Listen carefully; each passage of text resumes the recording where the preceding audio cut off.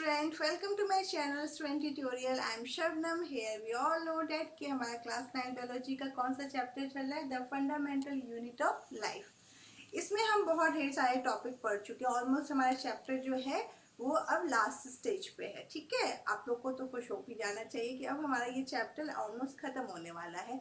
तो कुछ टॉपिक हैं जिनका पढ़ना ज़रूरी है, वो इम्पोर्टेंट भी है। तो इसलिए हम आज एक नया टॉपिक लेके आए हैं जो है एंडोसाइटोसिस। ठीक है, तो हम स्टार्ट करते हैं वीडियो।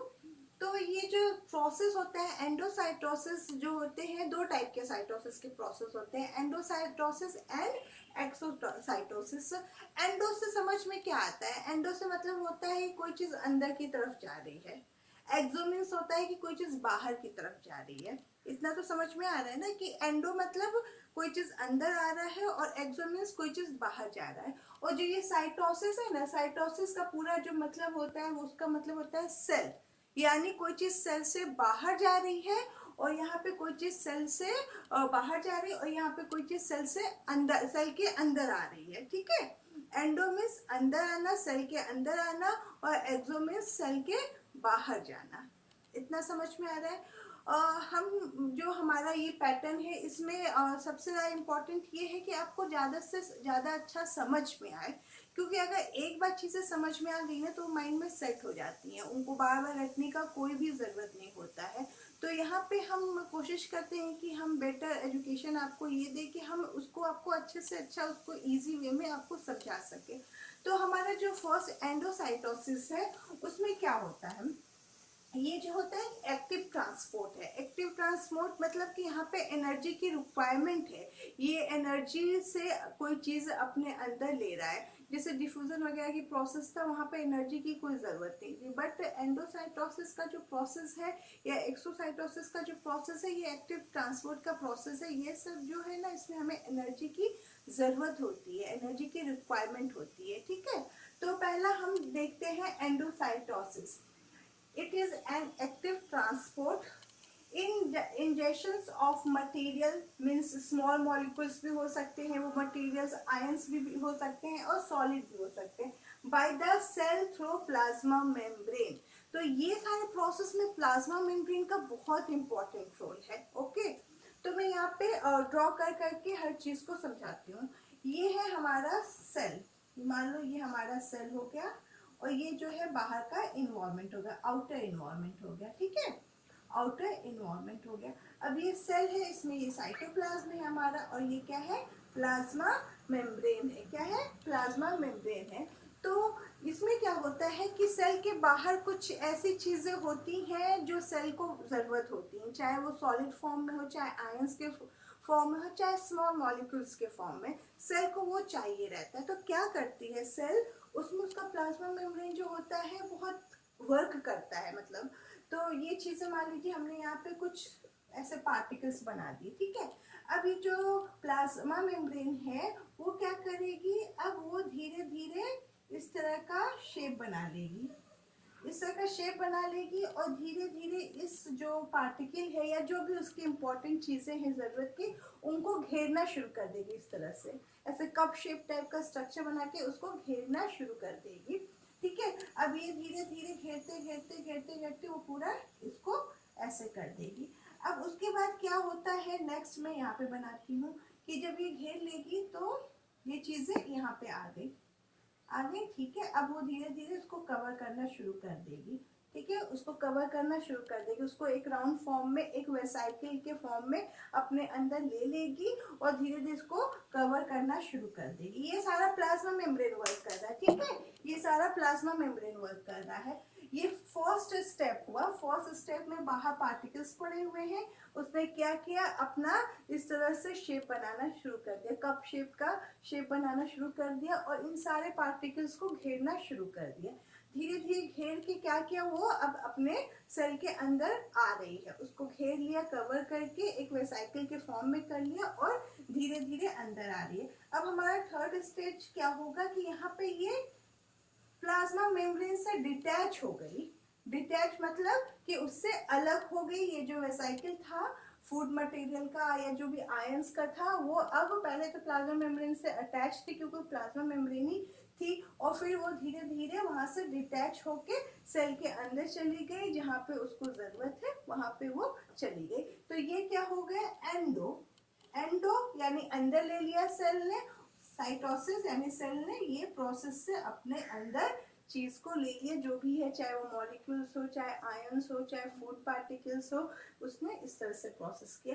तो ये आपको समझ में आया कि बाहर के इन्वायरमेंट में जो चीजें पड़ी हुई हैं जिसको सेल को चाहिए, तो उसका प्लाज्मा मेम्ब्रेन उसके चारों तरफ एक कप शेप का स्ट्रक्चर बनाना शुरू कर देता है, उसको घेरना शुरू कर देता है, घेर के उसको वेसिकल में अपने अंदर कर लेता है, फिर सेल के अंदर लेके आता है और धीरे से प्लाज्मा मेम्ब्रेन से वो जो वेसिकल बना रहता है वो डिटैच होके और सेल के अंदर वो चला जाता है। तो ये क्या हो गया, एंडोसाइटोसिस हो गया। इसको आप अपने लैंग्वेज में लिख भी सकते हैं, ये कोई बड़ी चीज नहीं है कि हम इसको लिख नहीं सकते, बट समझना जो है सबसे ज्यादा इम्पोर्टेंट है कि आपको कॉन्सेप्ट क्लियर रहे। तो हमारा एंडोसाइटोसिस हो गया। अब एंडोसाइटोसिस 2 टाइप्स का होता है, phagocytosis and pinocytosis. Okay, phagocytosis के बारे में अब हम पढ़ते हैं, ये वाला अब हम ये चीज लेते हैं, ठीक है। तो फेगोसाइटोसिस जो होता है, it is a cell eating process, जिसमें सेल कुछ खा रहा हो, ठीक है। यानी सेल खाने का मतलब कि वो बाहर से फूड पार्टिकल्स होगा, तो जाहिर सी बात है उसको जाके लेगा और खाएगा, ठीक है। ये जो होता है, large particles are taken into cell. Large particle जो होता है सेल्स के अंदर आता है। तो यहाँ पे क्या प्रोसेस हो रही है, यहाँ पे भी ऑलमोस्ट एंडोसाइटोसिस की ही प्रोसेस हो रही है कि इसमें क्या होता है कि सेल ईटिंग प्रोसेस होता है, यानी यहाँ पे कोई लार्ज पार्टिकल्स होगा, कुछ फूड मटेरियल होगा। और फेगोसाइटोसिस जो होता है अमीबा का ईटिंग प्रोसेस दिखाता है कि अमीबा किस तरह से खाना अपने लेता है। तो हम यहाँ पे अमीबा बनाएंगे, ठीक है। क्या बनाएंगे, हम यहाँ पे अमीबा बनाएंगे। ये जो है हमारा अमीबा हो गया, ठीक है, ये हमारा अमीबा हो गया।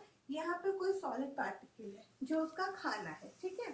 अब ये क्या करेगा अमीबा, अब धीरे धीरे अब इस पार्टिकल के पास जो है इस तरह से स्ट्रक्चर अपना बनाना कप शेप का शुरू कर देगा, हो गया। उसके बाद फिर थर्ड, ये तो सेकेंड स्टेज हो गई, फर्स्ट स्टेज ये है, सेकेंड स्टेज ये है। थर्ड में क्या होगा कि वो जो है अब इस पार्टिकल को इस तरह से अंदर ले लिया, अब वो अपने अंदर इस पार्टिकल को ले लिया। अब फोर्थ स्टेज में क्या होगा कि इस पार्टिकल को उसने वैक्यूल के फॉर्म में अंदर ले लिया, पार्टिकल है सामने, अब पता है कि मुझे इसको लेना है, धीरे धीरे उसके पास जाके अपना जो भी मेम्ब्रेन है उसको एक वैक्यूल के फॉर्म में करके उसको खाने को अंदर अपने बॉडी के ले लिया। अब जो होता है लास्ट स्टेज क्या होता है कि ये अमीबा ने ये खाने को अंदर ले लिया, अब खाना जो है वो डाइजेस्ट हो जाएगा, क्योंकि लाइसोजाइम एंजाइम जो होता है जिसके पास डाइजेस्टिव एंजाइम होता है, वो लाइसोसोम जो है इसको खाने को, फूड पार्टिकल को डाइजेस्ट कर देगा और ये जो है उसकी बॉडी में चला जाएगा, ठीक है। तो ये कौन सा प्रोसेस हो गया, अमीबा का ईटिंग प्रोसेस हो गया। ये हमारे एनसीईआरटी में दिया भी हुआ है और इम्पोर्टेंट भी है कि अमीबा किस टाइप से खाना खाता है, तो फाइगोसाइटोसिस शो करके अपना खाना लेता है। तो it is a cell eating process, large particles are taken into a cell, इस तरह से होता है। उसके बाद सेकेंड है pinocytosis, it is a cell drinking process. Means यहाँ पे सेल जो है कुछ ड्रिंक कर रहा है, ड्रिंक कर रहा है मीन्स बाहर कुछ फ्लूइड होगा, है ना। सॉलिड पार्टिकल तो ड्रिंक कर नहीं सकता, तो बाहर के इन्वायरमेंट में जो है वहाँ पे इंट्रासेलुलर जो बाहर का है इन्वायरमेंट, वहाँ पे जरूर कोई ड्रिंक होगा, कोई फ्लूइड होगा जिसको वो लेना चाहेगा। तो यहाँ पे भी क्या होगा कि उसकी सेल मेम्ब्रेन जो होती है सेल की, वो इसी टाइप से आएगी। यहाँ पे जो है मान लीजिए छोटे छोटे छोटे छोटे कुछ फ्लूइड्स पड़े हुए हैं, ये प्लाज्मा मेम्ब्रेन है। अब ये प्लाज्मा मेम्ब्रेन जो है सेकेंड स्टेप में क्या होगा कि ये अब कप शेप का स्ट्रक्चर बना देगी इन आयंस के या जो भी फ्लूइड के पास। अब कप शेप का बना के अब जो थर्ड स्टेज होगी उसमें जो है वो उसको अंदर ले लेगी, ये आ गया अंदर जो भी फ्लूइड है, और अंदर आके फोर्थ स्टेज में क्या हो जाएगा, वो प्लाज्मा मेम्ब्रेन से डिटैच हो जाएगा और सेल के अंदर चला जाएगा। तो ये क्या हो गया, इसकी ड्रिंकिंग प्रोसेस हो गई। फैगोसाइटोसिस क्या था, ईटिंग प्रोसेस था, उसमें सॉलिड पार्टिकल्स का या लार्ज पार्टिकल्स का लेना था। यहाँ पे ड्रिंकिंग प्रोसेस है, यानी कोई फ्लूइड का बाहर से अंदर का लेने का प्रोसेस है। तो ये भी हमें समझ में आ गया कि pinocytosis is the cell drinking process. ये जो होता है एक्स्ट्रा सेलुलर फ्लूइड्स होते हैं जो सेल के बाहर प्रेजेंट होते हैं, जिनको सेल के अंदर जाना है, वो प्रोसेस से जाएगा, पिनोसाइटोसिस के प्रोसेस से जाएगा।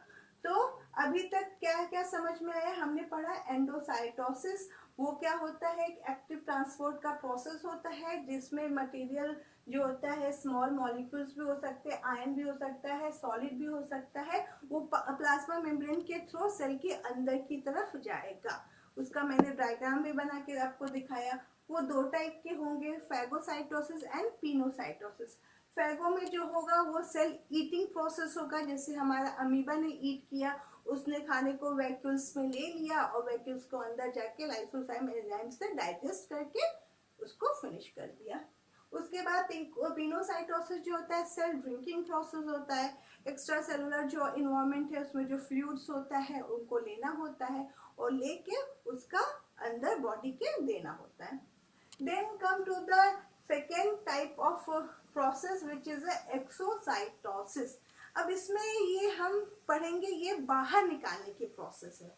ये क्या है, बाहर निकालने की प्रोसेस है। ये कब होता है, जब एंडोसाइटोसिस से बच्चों जब कोई भी खाना या कोई भी आयन जो है अंदर आ गया, उनका डाइजेशन हुआ, डाइजेशन के बाद जो अनडाइजेस्टेड मटेरियल रेसिड्यू जो हो गया ना, उसको बाहर तो सेल से निकालना पड़ेगा ना, वो अंदर तो सेल के नहीं रह सकता। उसके लिए हम एक्सोसाइटोसिस प्रोसेस का यूज करके सेल से अनडाइजेस्टेड रेसिड्यू जो होता है उनको बाहर निकालते हैं, ठीक है।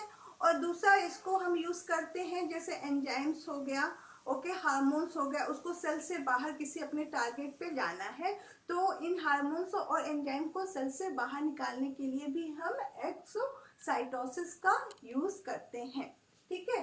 तो इसको हम सेल वॉमिटिंग भी कहते हैं। वॉमिटिंग मतलब जो भी हम वॉमिटिंग का क्या प्रोसेस होता है कि बॉडी के अंदर से कुछ भी जो अनडाइजेस्ट चीजें बाहर निकलती है ना, सेम वहां पे भी सेल वॉमिटिंग इसको कहते हैं, एक्सोसाइटोसिस को। यहाँ पे material can be brought into a cell by invagination. Invagination मतलब वही जो कप शेप की मैं बात कर रही हूँ ना, दैट इज कॉल्ड इन्वेजिनेशन, ठीक है। ये रिमूव करता है अनडाइजेस्टेड रेसिड्यू को और सिक्रीटेड करता है सब्सटेंस एज हार्मोन्स और एंजाइम को। तो इसका मैं डायग्राम बनाती हूँ यहाँ पे। अब जैसे कि जस्ट अपोजिट प्रोसेस हुआ, अभी ये प्लाज्मा मेम्ब्रेन है, ठीक है। अब यहाँ पे ये वैक्यूल्स के फॉर्म में अनडाइजेस्टेड रेसिड्यू जो है वो घूम रहा है। अब ये जो है धीरे धीरे धीरे धीरे यहाँ पे आया, फिर उसके बाद धीरे धीरे आके यहाँ पे अटैच हो गया, ठीक है। इससे अटैच हो गया, अटैच होके फिर यहाँ पे इन दोनों का वॉल जो है वो क्या हुआ, एक दूसरे से अटैच हो गए। अटैच होके उनके बीच में स्पेस बना और ये जो है इस तरह से ओपन हो गया। ओपन होके ये जो मटेरियल है वो बाहर इन्वायरमेंट में चला गया और फिर उसके बाद ये नॉर्मल कंडीशन में आ गया। तो ये जो प्रोसेस हुआ एक्सोस्मोसिस, एक्साइटोसिस हुआ। रेसिड्यू यहाँ पे है, वैक्यूल्स के फॉर्म में यहाँ पे आके अटैच हो गया, अटैच होके दोनों के बीच की जो वॉल है वो डिसॉल्व हुई और बाहर जो है वो मटेरियल सेल से निकल गया। ये हुआ एक्सोसाइटोसिस, ठीक है। तो आई होप आपको सारी चीज़ें बहुत क्लियर और डायग्राम भी मैंने बता दिया है, तो अच्छे से क्लियर समझ में आएगा। हमारा पढ़ाने का पैटर्न अगर पसंद आ रहा है तो प्लीज़ लाइक एंड सब्सक्राइब करें हमारे वीडियो को। Thank you for watching.